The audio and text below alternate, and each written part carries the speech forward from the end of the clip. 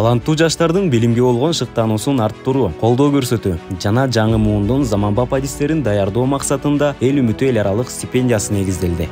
Кыргыз Республикасынын президентинин эл үмүтү эл аралык стипендиясын уюштуруу жөнүндө жарлыкка өлкө башчы Садыр Жапаров 2022-жылдын 10-майында кол койгон. Стипендияны алуу үчүн талапкерлер дүйнөнүн алдыңкы 100 университетине, билим берүү программаларына магистр жана PhD доктору деңгээлдери боюнча окууга өткөндүгүн тастыктоосу зарыл. Ошондой эле ал окуу жайдагы жылдык төлөм 50 000 АКШ долларынан ашпоого тийиш. Президенттик стипендияны ыйгарууга жыл сайын 50 стипендия берилет. Анын ичинен техникалык жана инженердик багыттар боюнча магистрлерди даярдоого 20 стипендия, экономикалык багыттар боюнча магистрлерди даярдоого 10 стипендия, социалдык гуманитардык багыттар боюнча магистрлерди даярдоого 10 стипендия, философия доктора, PhD программалары боюнча окутуу үчүн 10 стипендия.